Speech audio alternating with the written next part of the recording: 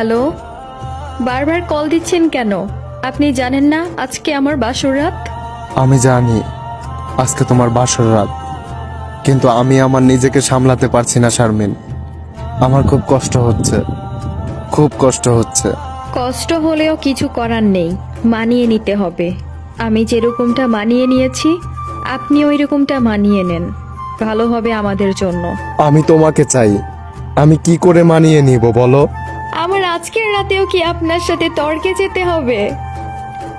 আমি তো আপনাকে মেয়ে হয়ে খুলে বলেছি যে আমি বিয়ে করব, কিন্তু আপনি তো বলেছিলেন আপনি এস্টাবলিশ হবেন, আপনার আরো সময় দরকার। কিন্তু আমার তো সময় ছিল না, কারণ আমার পরিবার আমাকে বিয়ে দিয়ে দিবে, অলরেডি পাত্র ঠিক করে ফেলেছিল। আমি আপনাকে প্রস্তাব দিয়েছিলাম, আপনি তখন ফিরিয়ে দিয়েছেন। আপনি বলেছিলেন যে আমাকে বিয়ে করে নিতে, তাই আমি করে নিয়েছি। আর আজকে আমার বাসর রাত, প্লিজ দয়া করে আমাকে আর বিরক্ত করবেন না। আমি তো তখন বুঝিনি আপনাকে হারিয়ে ফেললে এভাবে এলোমেলো হয়ে যাব। আপনাকে হারিয়ে ফেললে আমার জীবনটা তছনছ হয়ে যাবে। আমি আজকে 2 দিন ভালো করেই বুঝছি আপনাকে ছাড়া আমার বেঁচে থাকা অসম্ভব। প্লিজ আরেকটা বার কি ফিরে আসা যায় না? আপনি এসব কি বলছেন? আজকে আমার বাসর রাত, অলরেডি একটু পরে আমার হাজবেন্ড চলে আসবে। প্লিজ আপনি এসব পাগলামি করবেন না, আমার কলটা রেখে দিতে হবে।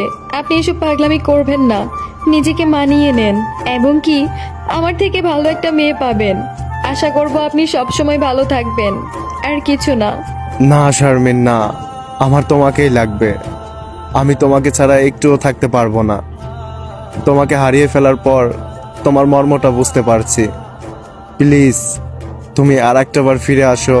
আমি তোমাকে আর কখনোই অবহেলা করব না, সবসময় ভালোবাসবো।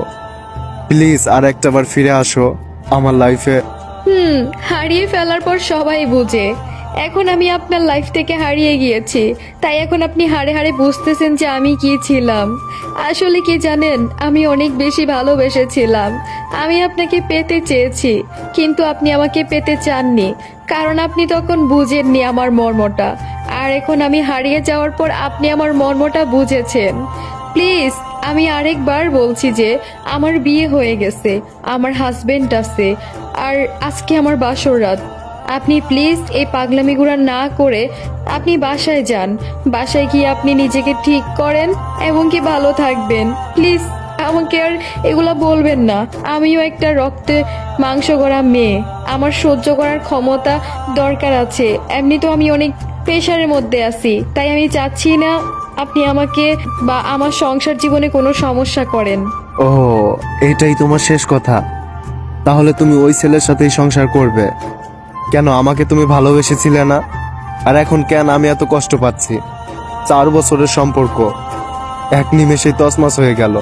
আমি তো অনেক কষ্ট পাচ্ছি, তুমি তো অনেক শান্তি পাচ্ছ। এবার কি আমাকে ক্ষমা করা যায় না? এটাই আমার শেষ কথা। আমি সংসারটা ভাঙতে পারবো না। আমার পরিবার আমাকে দেখে শুনে বিয়ে দিয়েছে, আমি পারবো না নেক্সট টাইম আবার সংসার ভেঙে বিয়ে করতে। কষ্ট এখন কেন পাচ্ছেন? যখন আমি বলেছিলাম আমাকে বিয়ে করতে, তখন তো পাননি কষ্ট, তখন তো হেসে উড়াই দিয়েছিলেন, বলেছিলেন আমাকে বিয়ে করে নিতে, তাই তো আমি করে নিয়েছি। আর কিসের ক্ষমা? এখানে ক্ষমা বা সরি এগুলা বলার কোনো ওয়ে নেই, কোনো অপশন আর রাখেননি আপনি, আর আমিও রাখিনি। আমি চাই না আর কোনো বেজাল বাড়াতে, তাই আমি বলবো আপনি ভালো থাকবেন। আমি ভেবেছিলাম নাকি এভাবে বললে তুমি বিয়ে করে নিবে? আমি তো ভেবেছিলাম অন্তত 1 মাস 2 মাস থাকবে, তারপর হয়তো বিয়ে বা অন্য কিছু একটা করবে।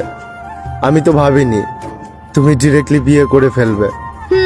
ভাবেননি তো কি হয়েছে, এখন তো আমার বিয়ে হয়েছে, তাই না? তাই আমি বলবো আপনি প্লিজ আমাকে বিরক্ত করবেন না। যা হয়েছে ভালোর জন্য হয়েছে, হয়তোবা সৃষ্টিকর্তা এটাই চায়, তাই ভালোটাই হয়েছে। ভালো থাকবেন, নিজের খেয়াল রাখবেন। আমার কথা মনে পড়লে বলবেন সে হারিয়ে গিয়েছে এক অজানা দেশে, যেখান থেকে আমি ওকে আর আনতে পারবো না। আরেকটি কথা, অনেক কথা বলে ফেলেছি, ক্ষমা করে দিয়েন। কারণ আমার এখন হাজবেন্ড চলে আসবে। এমনিতেও অনেক ডিপ্রেশন, অনেক কিছুর মধ্যেই আমার নিজেকে নিয়ে যেতে হচ্ছে, তাই আমার আর কিছু বলার নেই। তবে একটাই রিকোয়েস্ট, আমার সংসার জীবনে আপনি কোনো বাধা দিবেন না। সব সময় নিজেকেও ভালো রাখবেন, আমাকেও ভালো থাকতে দিবেন। এটাই আমার লাস্ট কথা আপনার কাছে। টেনশন করো না, আমি তোমার সংসার জীবনে কোনো ক্ষতি করব না। সবসময় চাইবো তুমি ভালো থাকবে।